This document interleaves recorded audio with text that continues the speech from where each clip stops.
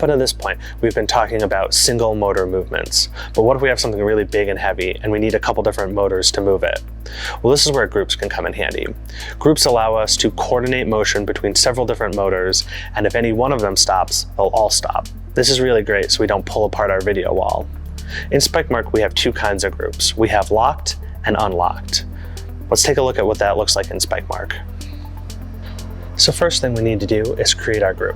And to do this, I'm going to grab CM1 and drag it onto CM2. This will pop open our new group dialog. I'm going to call this one Truss.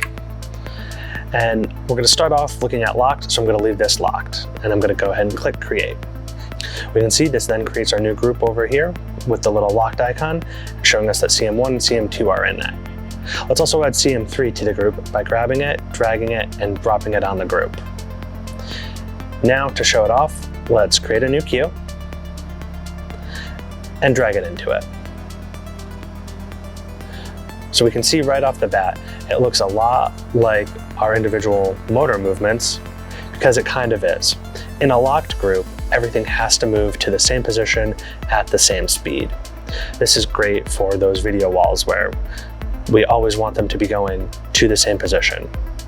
So when I click on it to edit, it again looks just like a motor movement did before. And save those changes. Now let's take a look at an unlocked group.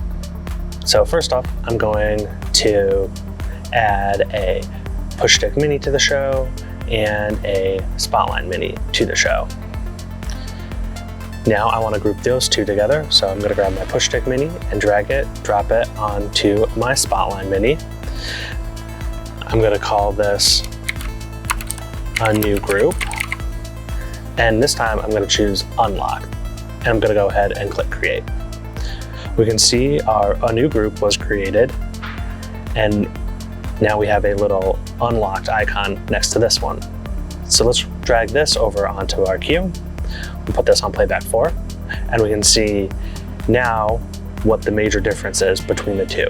In the unlocked group, I have access to all of the individual motors, so they can go to their own unique locations.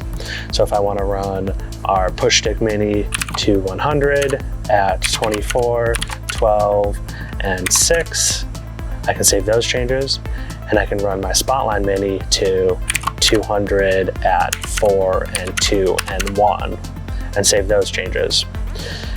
Now, if either one of those were to fault or stop for some reason, the other one would also, so we still have that protection of our group and everything stopping. But an unlocked group allows us to target different positions at different speeds.